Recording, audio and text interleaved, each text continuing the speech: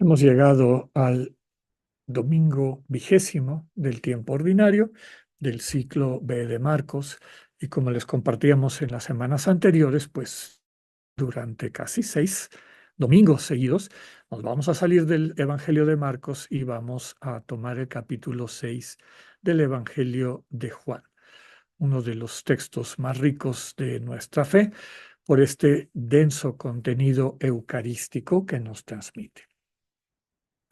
Las lecturas de este domingo eh, inician con una reflexión alrededor del texto de Proverbios del capítulo 9, 1 al 6.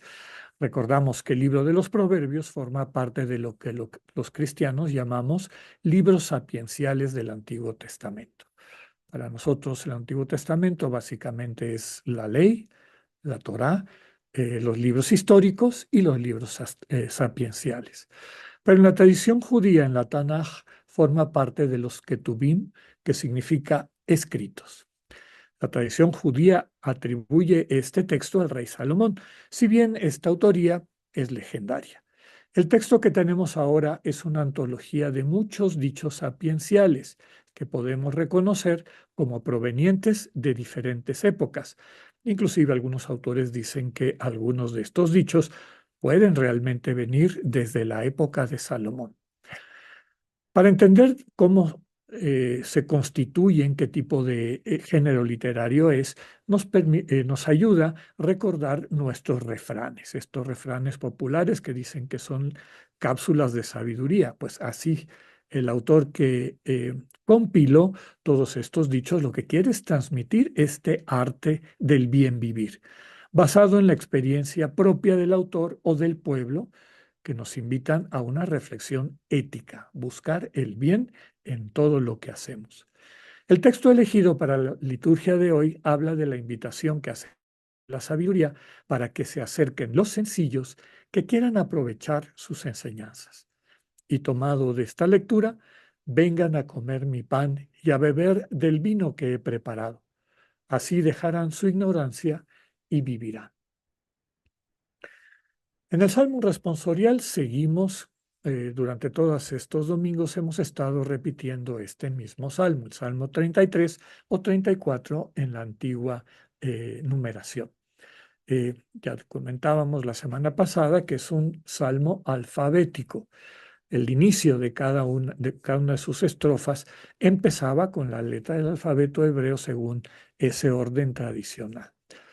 Canta la confianza en Dios, quien se ha manifestado fidedigno, es decir, que cumple lo que ofrece. Y lo principal que nos ofrece el Señor es una vida a su lado, en comunión. Y para eso pues nos da todo lo que necesitamos. Aunque no seamos conscientes, Dios permanece a nuestro lado, sosteniéndonos y bendiciéndonos con su presencia en primer lugar. Ojalá fuéramos menos distraídos y viviésemos, atentos y atentas a las muestras de amor delicadas y concretas de Dios hacia nosotras, hacia nosotros. Vamos a seguir repitiendo esta antífona, haz la prueba y verás qué bueno es el Señor. También continuamos nuestra lectura y reflexión de la carta del apóstol San Pablo a los Efesios. Esta carta dedicada a desentrañar el misterio de la iglesia. Hoy quisiera subrayar que esta iglesia es el cuerpo vivo de Cristo, una manera más como la presencia del Señor se manifiesta en medio del mundo. La lectura de hoy nos invita a cultivar la prudencia, especialmente en los momentos difíciles de nuestra vida, cuando a veces es lo menos que tenemos. Previene del peligro de una vida llevada sin reflexión, es decir, sin dialogar con Dios, buscando conocer en cada momento su voluntad. El creyente debe cultivar una conciencia atenta y despierta, y para esto es bien importante evitar cualquier cosa que la distorsione. Yo diría, aunque el texto habla de embriaguez, yo diría de todo tipo de embriagueces, porque hay más de alguna cosa que embriagan nuestras conciencias distorsionándolas.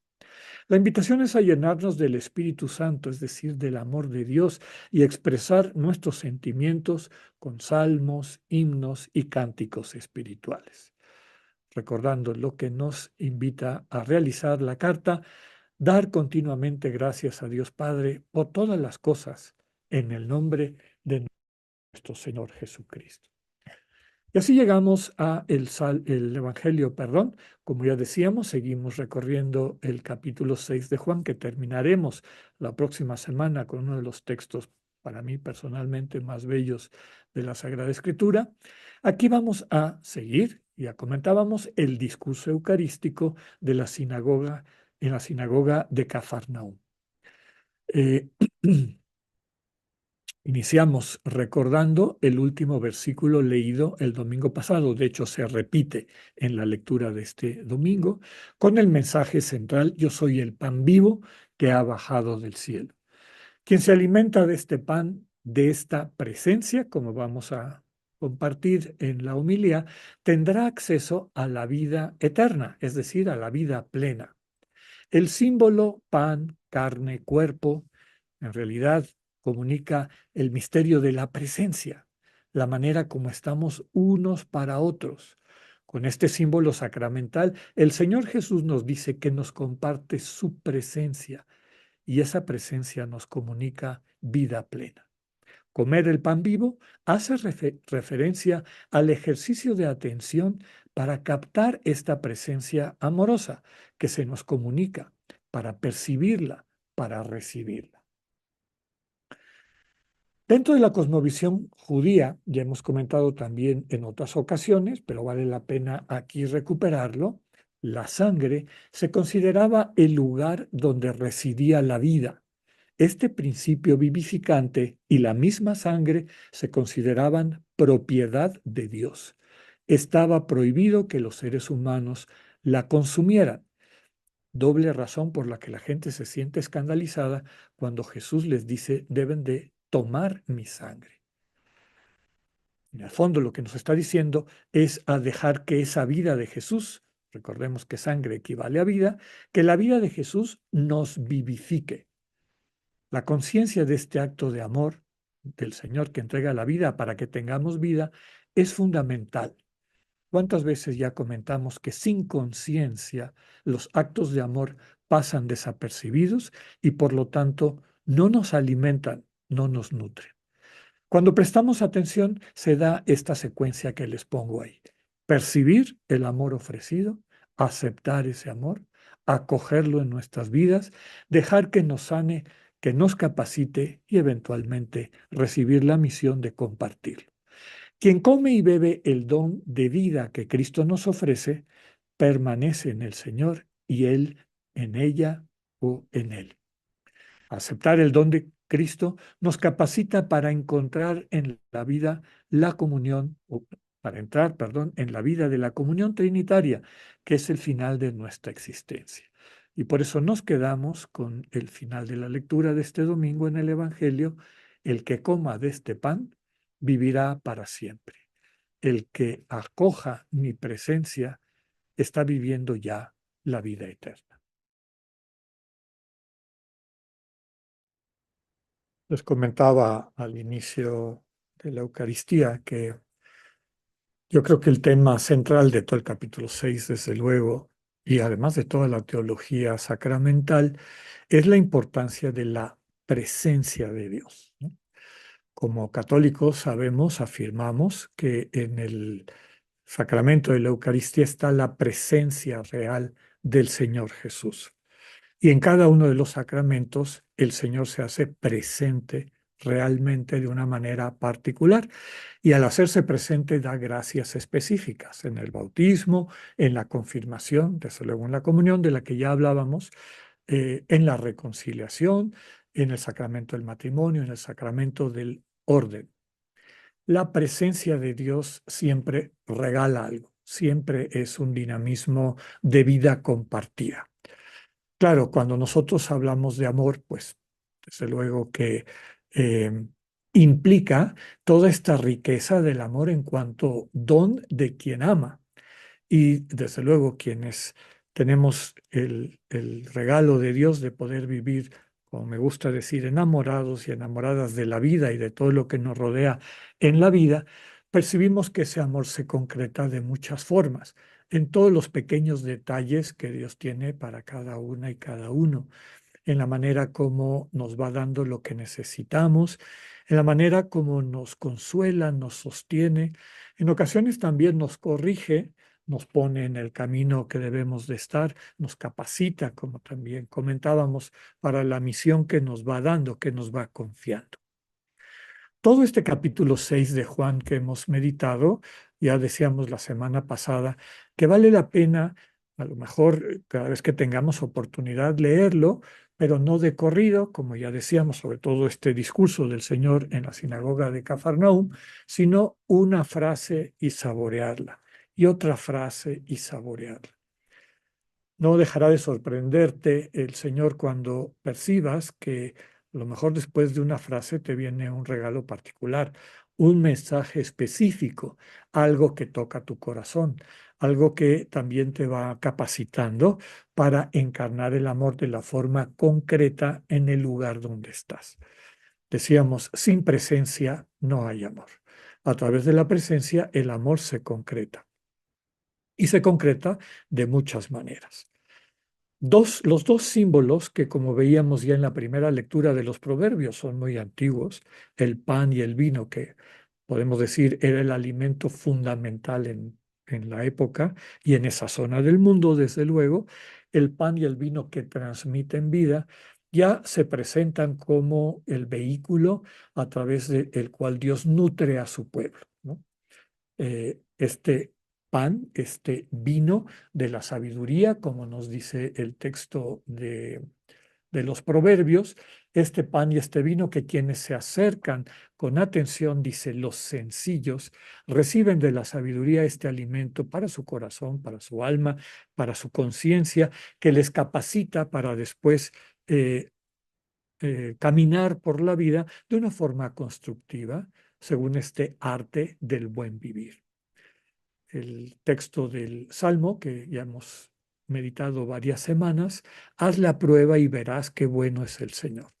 Haz la prueba, quiere decir, haz un alto, presta atención, cultiva la atención plena a Dios en soledad y en silencio, es decir, aprende, deja que Dios te regrese al camino del corazón y ahí encuéntrate con Dios cada día, preséntale tu realidad, tus pendientes, tus inquietudes y después guarda silencio para que puedas ir percibiendo esa presencia amorosamente comunicativa que además de traducirse en un cambio para bien de tu interior, porque te calma, te sensibiliza, te dinamiza, te entusiasma y finalmente te comunica la manera como tú puedes llevar adelante la misión que el Señor te ha confiado.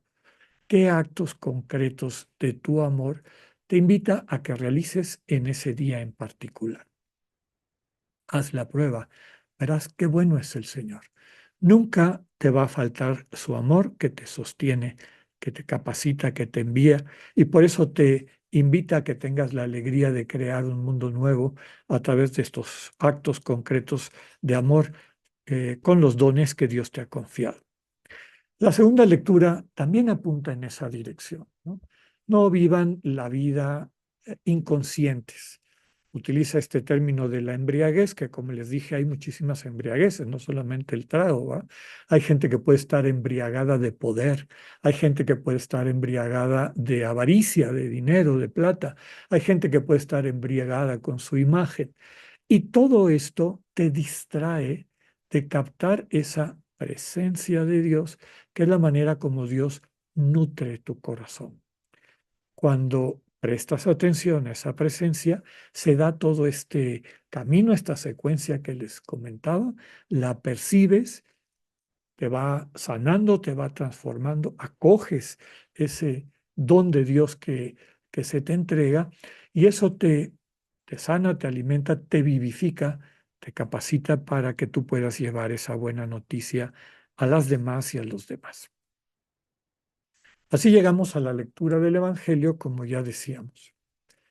En el penúltimo párrafo que acabamos de escuchar, aparece por primera vez en el Evangelio de Juan este concepto de la comunión que llevará el Evangelio a su culmen, y no solamente en este Evangelio, sino en toda la literatura cristiana, en el capítulo 17 de Juan. Padre, que sean uno, como tú y yo somos uno, que sean uno en nosotros, ¿no?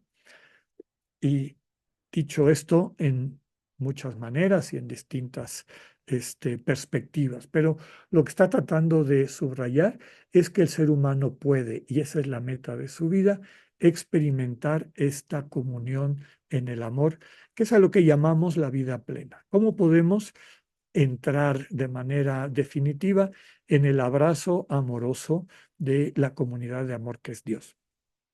Y para esto vamos recorriendo un camino.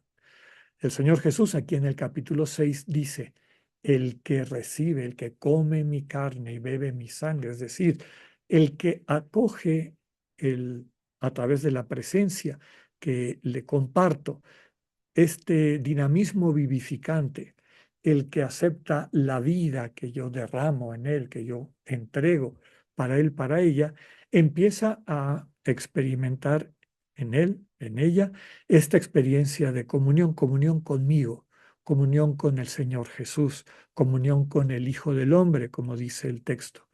Y a través de esa comunión con el Hijo del Hombre, dejarte recibir, abrazar, amar, redimir por Cristo, aligerar de todo aquello que oprime tu vida, que te impide amar con espontaneidad.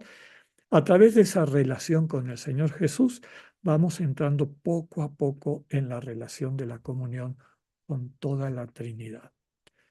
Y desde luego, de esa relación con toda la Trinidad se desprende nuestra relación y misión hacia nuestros hermanos y hermanas. No quisiera terminar esta reflexión sin subrayar que la Iglesia reconoce esa presencia de Cristo en muchos lugares. Desde luego, su presencia sacramental tiene un lugar importante y privilegiado.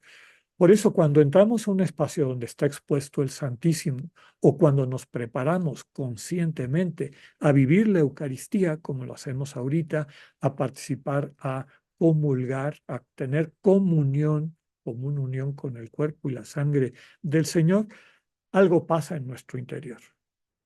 Sentimos como las inquietudes, el caos que a veces traemos, los miedos, las tristezas, empiezan a ser transformadas en vida. Realmente el Señor puede hacer las cosas nuevas en esos espacios como describían. Pero fíjense que también la Iglesia subraya que el Señor está presente en su palabra, en particular en el Evangelio. Por eso cada vez que se lee el Evangelio se hace con una solemnidad desde la proclamación, ¿no? El aleluya para prepararnos y después proclamación del Santo Evangelio. Es decir, Dios te va a hablar, te va a proclamar un elemento de verdad a través de este texto que vas a escuchar. A mí me gusta decir que la propia Iglesia en las liturgias solemnes recuerda dónde está Dios presente, porque a Dios se le ofrece el incienso. En una misa solemne se incensa el altar, porque ahí va a estar el cuerpo de Cristo y de alguna manera representa simbólicamente la presencia del Señor. Se incensa también el evangeliario antes de que se lea el evangelio. Ahí está Cristo presente. Las ofrendas que se van a convertir en Cristo, no digamos ya la presencia sacramental del Señor en la consagración. Pero a veces se nos olvida que también se incensa al que preside la Eucaristía, al sacerdote, al presbítero y a todo el pueblo. También en nuestros hermanos y hermanas, cuando nos acercamos mutuamente con esta actitud de atención, podemos percibir el dinamismo de Dios habitando en ellas, en ellos, aunque a veces esté muy oculto por las heridas del desamor. Pidámosle al Señor cultivar la atención, porque sin esa atención no captamos la presencia. Si no captamos la presencia, no captamos el amor. Si no lo captamos, no lo recibimos y si no lo recibimos, nos pasa desapercibido. Que el Señor nos dé la gracia de cultivar en la soledad y silencio esta atención plena que nos permite recibir estos dones de su presencia y de su vida entregada por nosotras y nosotros. Que así sea.